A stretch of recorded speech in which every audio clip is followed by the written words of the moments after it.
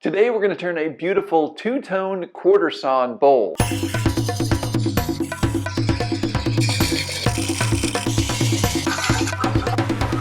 Hi, I'm Kent and welcome to Turn a Wood Bowl. Today we're going to turn a quarter-sawn bowl. Now this is hickory and this is a piece of quarter-sawn hickory. Quarter-sawn basically means that it's a section coming off 90 degrees from the center of the log. So this was a much larger log and this was the area around the pith. The pith was sitting over here. This is a quarter-sawn section. Now I've got several other videos about quarter-sawn bowls and you're going to want to check those out. There are a couple big benefits with turning quarter-sawn wood. Here you can see the really cool graphic lines of the grain of this particular bowl. Now this is honey locust, and honey locust has really well-defined grain lines. And when you have a piece of quarter-sawn wood, this really accents and is showcased in a bowl like this. Now today, with this piece of hickory, what's going to happen in here is we have some heartwood, which is really dark on the inside portion of this log, and then we have lighter sapwood. And those two color contrasts are going to be in the same bowl. So we're going to get this really cool two-toned bowl look without applying any stains, dyes, paints, or anything like that. It's just naturally in the tree. That's what makes it so great. And this is going to have a really cool, unique look because we have a little part of the heartwood and a little part of the sapwood together to make one bowl. So I'm going to take this piece of quarter-sawn wood over to the bandsaw and get it cut out so we can get it ready to bring to the lathe. Okay, so this piece of wood has a little bit of a crack going down where the pith area was. Hopefully that's not getting too deep into the piece.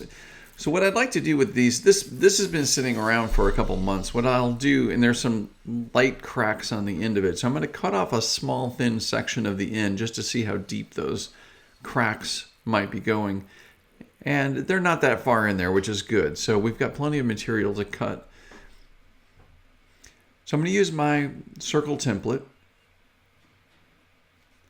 And I use this as a go-by. Now I'm not going to be cutting right up next to that guide. I'm going to be cutting away from it a little bit, maybe about a ½ inch or 10 to 12 millimeters. And I'm just kind of using the template as a guide to eyeball the circle or the shape of this cylinder. Just want to take your time and rotate the piece around. If you notice, I'm keeping the awl, which is holding that circle in place, at about a 90-degree angle to the blade, and I'm simply rotating the piece around that axis. And I'm maintaining that extra space around the template. So you want to take your time here and let the blade do the work. Okay, so we have our template, or we have our blank cut out. It looks pretty good. You can see the heartwood there, the dark heartwood and the sapwood. And we're ready to get this over to the lathe. Okay, so I'm going to hold this in place with a drive spur that just sits into the Morris taper connection to the headstock. And I'll bring the tailstock up to secure it from the other end. I'm kind of eyeballing this. What I'm looking for is the top of this closest to the headstock. I want that to turn flat, because that's going to be the rim or the top of the bowl. Before I get started here, I want to make sure all my tools are sharp. Sharp tools, sharp bowl gouges are essential for good quality turnings, obviously, and that's really where you want to start.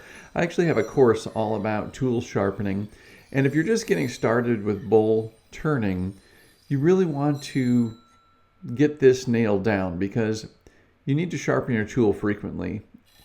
And when you have properly sharpened and shaped tools, it makes it so much easier to turn. I actually have had people, quite a few people, that have asked me, I've bought a bowl gouge a while back, and where do I need to take it to be sharpened? And I know that might seem funny to some of you, but it's if you don't know, you don't know. And I guess there's places that could sharpen it, but you really need to sharpen yourself. Turning like this, what I'm doing right now with this little bowl, I will sharpen my tools probably about 5 or 6 times before I'm done with this bowl. So you have to be able to sharpen your own tools, and you need to know all about it. So check out my course on tool sharpening. I think you'll find some great value there. Okay, so the blank is pretty cylindrical. I want to clean this up a bit. I'm going to do a face cut here, just a light face cut to bring this into a nice smooth surface. This is my 5/8 inch bowl gouge. This is the bowl gouge that I use for roughing medium to small pieces like this. Just trying to level out this surface. I'm not really trying to remove too much material. I just want to make it nice and level, and that's going to work. And then I'm going to clean up the ends here as well. If you have the ability to move your controls for your lathe to one side of the lathe or the other, this is a great thing to do, is to keep that where it's within reach. Just doing a very simple light cut here. What's neat about this shot of this video is you can see how there's only a small portion of the bowl gouge that's being used. And it's the right side, and it's the side that's being pointed in towards the direction of the cut. Still have some material there that needs to be leveled out.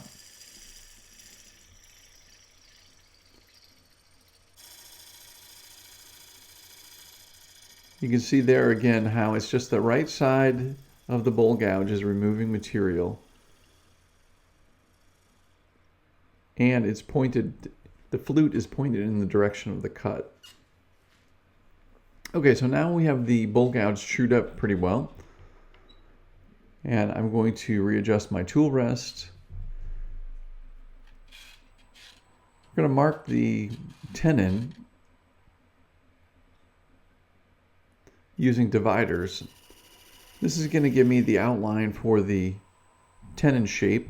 Now I'm going to be using my 1/2 inch bowl gouge. The 1/2 inch bowl gouge is my workhorse. This is the one that I use a lot for shaping and doing finishing cuts on a bowl.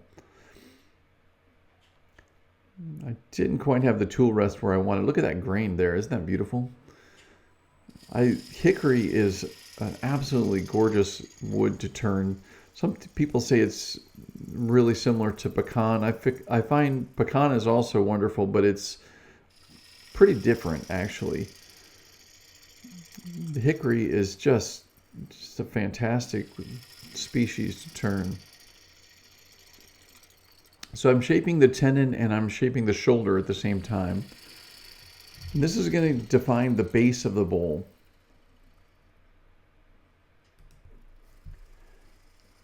So you want to take your time and just make very nice light level cuts there for the tenon and the shoulder. With that established, I'm going to move back to my 5/8 inch gouge. Now this gouge is designed to remove material a little bit quicker than the 1/2 inch bowl gouge because it's a little bit larger. So it takes a little bit larger bite. And that's why I use it to quickly remove material. What I'm doing is I'm curving the base of the exterior of the bowl to match the base of the bowl up to the rim and create that curve. Now, another question I get pretty frequently is, how do I deal with the inside corner of the bowl? Well, you're seeing exactly how to deal with the inside corner of the bowl right now. I'm shaping a fluid flowing curve for the exterior of the bowl. I know it sounds like I'm being a little sarcastic here, but this is exactly how you make the inside of the bowl easy to deal with. It's by shaping the exterior of the bowl in a nice fluid curve instead of an angled side and a bottom. Our tools are really not designed to go down the inside of a bowl and hit a corner that's close to 90 degrees on the inside bottom and then level off and go across the bottom of the bowl. Instead, the bowl gouge follows curves very nicely when you're riding the bevel.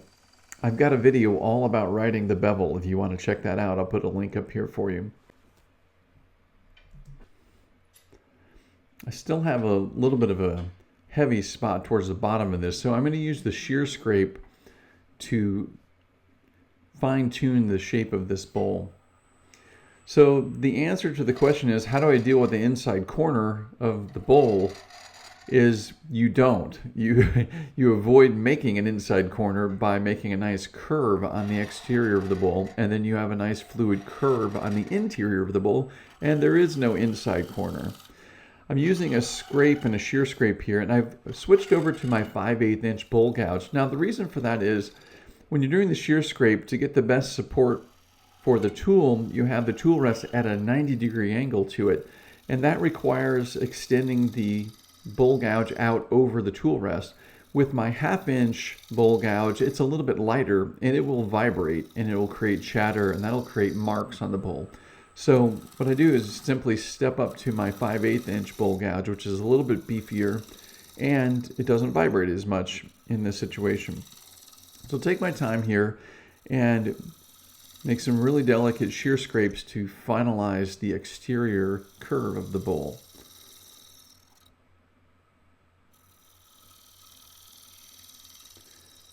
You see those really fine shavings coming off. And that's what you want. You're basically just removing small amounts of material at a time. We're not making any aggressive cuts here. We're just delicately refining that. And while I'm here, I'm going to define the top rim of this bowl too. The wood is a little bit off center or a little bit wobbly there. I just want to make sure that I'm looking at the rim and cleaning that edge up and checking it. It looks pretty good there. Okay, so the exterior is looking pretty good. I'm going to now put the angle on the dovetail tenon by using my detail spindle gouge to get in there and cut an angle. The reason I didn't do that earlier is I didn't want to have this centered up, and if for some reason the bowl moved on the lathe, there would be a chance that that tenon wasn't trued up to this axis at this point. If the bowl had moved around, it might not be perfectly centered. Here, if I do this last, I know that it's on the same axis that I just finished up, and it should be very centered. That being said, though, even though when we turn a bowl around like this, rarely is it turning 100% completely centered on that same exact axis. It's almost impossible to do. I mean, wood is an organic material. It's not super precise. So there's going to be some variation here. So we want to get it as true as possible, but it's not going to be perfectly true. Now, because I'm going to turn this bowl relatively thin, I do want the outside of the bowl and the inside of the bowl to have the similar axis right now. So what I'm doing here is I'm using a scrape and a shear scrape to fine-tune the exterior of the bowl again. And I brought the tailstock up for support. What I'm doing is I'm making sure that the exterior of the bowl is turning true with the axis of the headstock right now and the axis of the tenon after I flipped it over. Now, again, it was only off a touch, but if I make the walls of the bowl really thin and the outside of the bowl is rotating at a different axis than the interior of the bowl, then you should be able to see thick and thin areas in the walls of the bowl. So by truing up the outside of this bowl like I just did and making sure it's turning on the current axis, when I go to clean out the interior, it's also turning on the same exact axis, so the wall thickness should be even throughout. I hope that makes sense. So with the tailstock up here and giving me some added support, I'm going to remove some of this bulk material just to get it out of the way. And this is my 5/8 inch bowl gouge. This is a 55-degree bevel swept back bowl gouge. In case you haven't seen any of my other videos, this is my favorite bowl gouge to use because it's very versatile for a variety of reasons. But I have two versions that I typically turn with. I turn with the 1/2 inch and the 5/8 inch. 5/8 inch, a little bit larger, does really good work roughing out, removing material, and the 1/2 inch is a great all-purpose tool, but also a great tool for finishing cuts.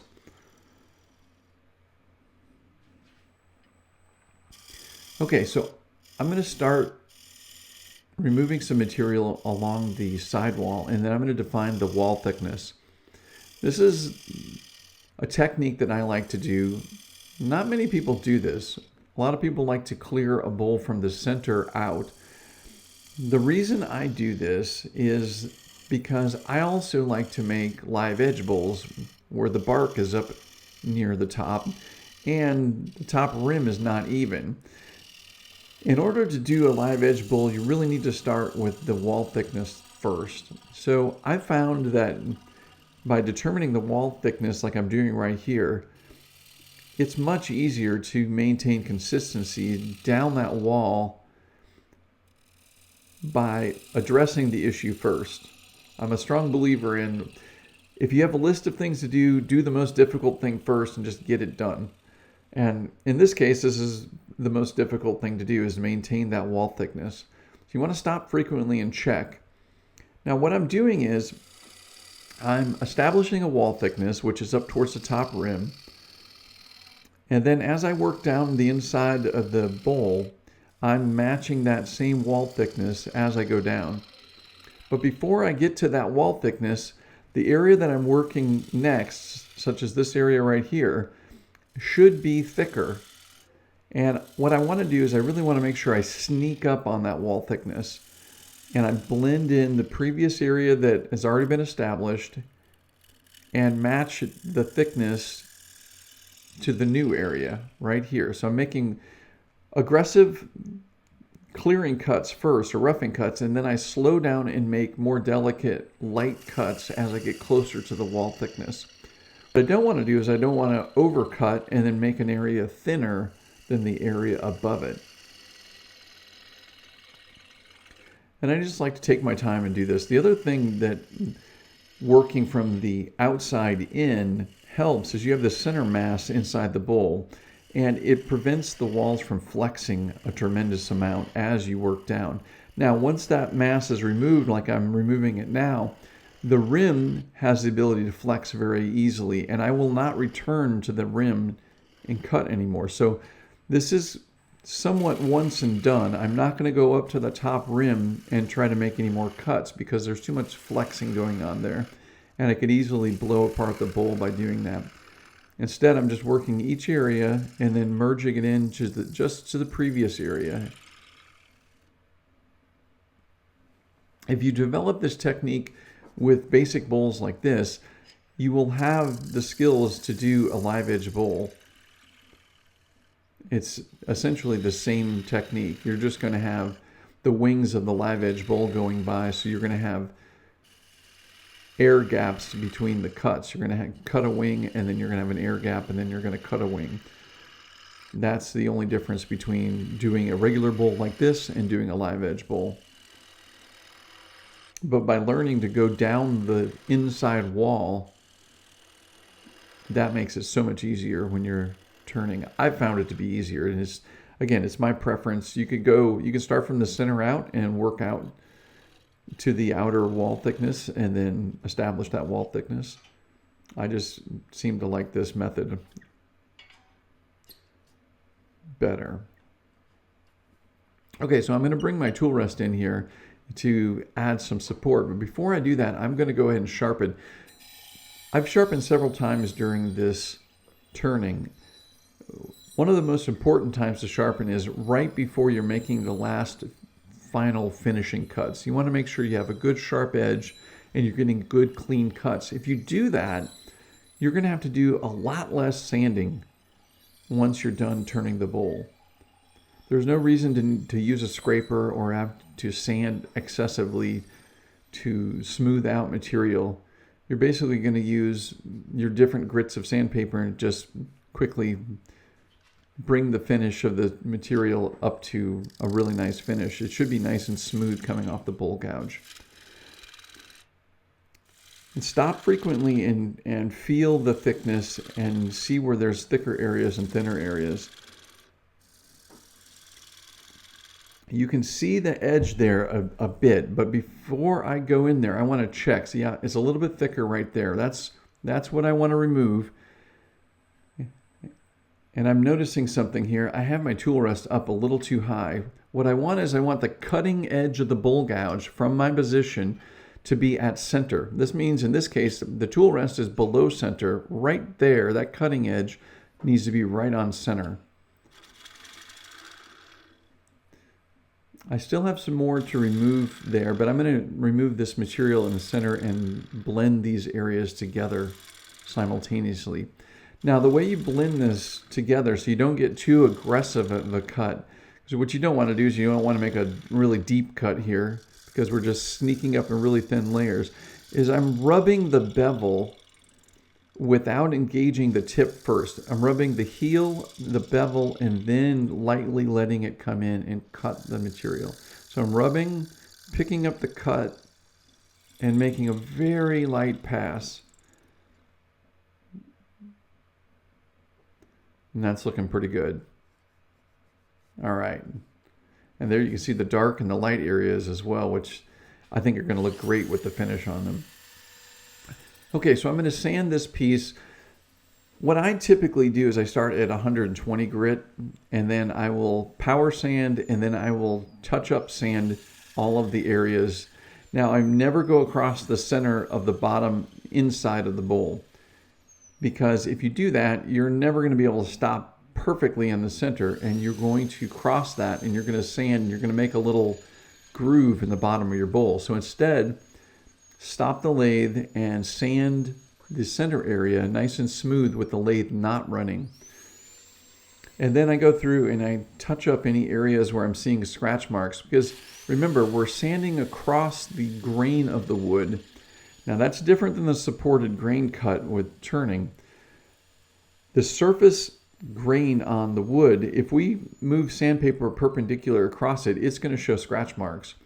And by having the lathe running and sanding, we're obviously going to go over that in some areas. So we need to touch that up. And then I'm going to clean up the edge here just very lightly, turning the bowl by hand. But I'll go through all my grits. I go 120 to 220. I'm sorry, 120 to 180 to 220 to 320. And then I stop at 320.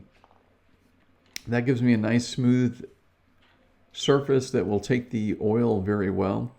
Now I'm going to use a jam chuck to reverse mount this, and the jam chuck has moved a little bit. It's wobbling. So the beautiful thing about a homemade jam chuck is you just grab your bowl gouge and smooth it out. If it's turning a little off center, just re-true it. And now it's turning center. Now, if you notice, I'm leaving like a donut up in the front. That gives me more surface contact with the inside of the bowl. You don't want your jam chuck to make a point or to be rounded off. You want it to have a good circular contact point like that. And then you just bring the tailstock up, and we're going to go ahead and shape this. Now, I'm looking at this tenon. If I use the tenon to become the foot, that's going to be too small. I want this bowl to be a little more utilitarian. I want it to be able to be used. Some of the decorative bowls, you can make that foot really small if it's not being used for a lot of different things. With this one, I'm going to use the shoulder as the foot, but I'm looking at the shoulder and thinking, well, that's a little too big. So I'm reducing some of the material on the shoulder, and I'm going to get in here with my spindle detail gouge to crispen up the side of the foot and the inside corner. Now I need to blend that into the rest of the bowl, so I'm going to adjust my tool rest, and I'm going to use the shear scrape in that little tight area. This is my 1/2 inch bowl gouge, and I'm going to shear scrape and merge the side of the bowl into the base of the bowl there. And I'm going to clean up that corner just a little bit with the spindle detail gouge. It's looking pretty good. So what's going to happen is that shoulder is going to become the foot for this bowl. I'm switch back to my 1/2 inch 55-degree bevel swept back bowl gouge, and I'll do a shear scrape and blend that in just a little bit more. All right, that's looking pretty good. Okay, so now with the 1/2 inch bowl gouge, I'm going to start removing the tenon and cleaning up the foot area. Now this bowl is not very thick, so I've got to be careful not to go too deep on this. So I'm going to true up the edge of the foot, or the bottom of the foot. That will be the contact area to the table. And then I'm going to scoop down into this, because what I don't want is I don't want this to have a flat bottom. Flat bottom is going to cause problems because this wood will probably shift.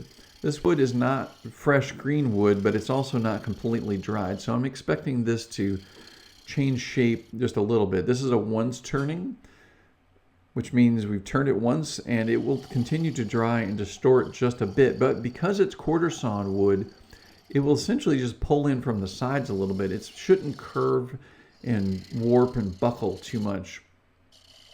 So I'm using my spindle detail gouge just to continue the inside curve of the bottom of this foot. And then I'm going to apply pressure and turn the lathe off and cut that nub off. And there's the bowl. So I'll sand off that little nub area and clean that up.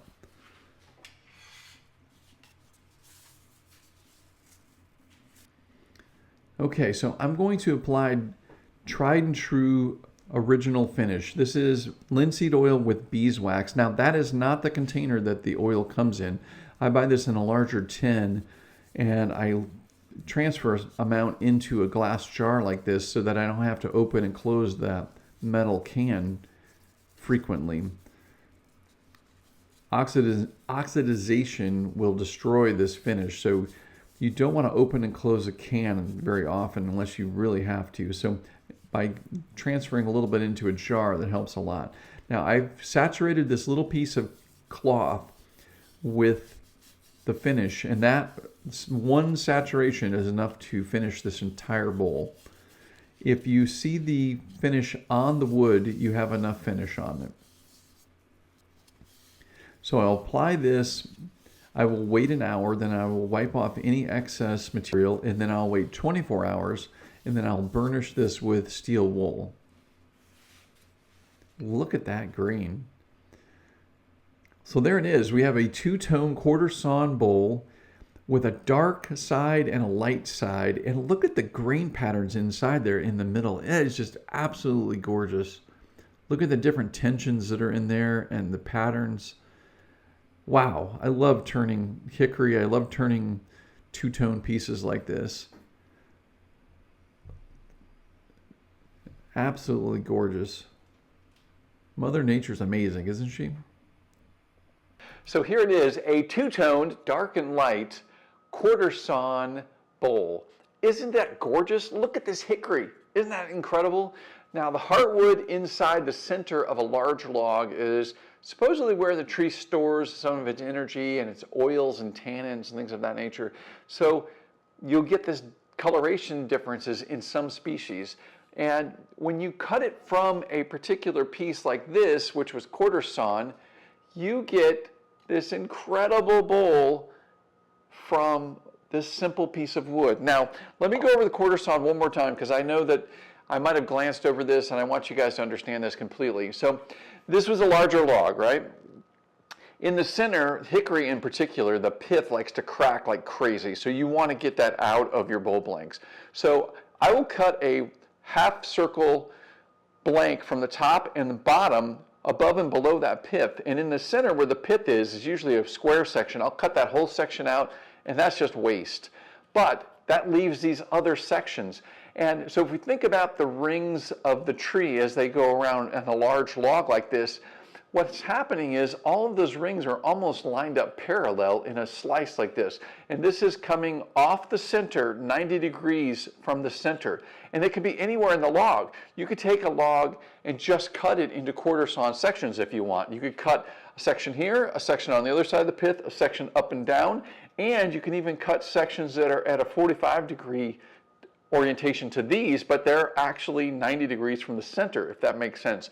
You can get a bunch of quarter-sawn sections from one log. Now, this usually only works with larger logs. If you have a smaller log, the inside portion of that is going to have a really tight curved ring as opposed to these more linear parallel rings.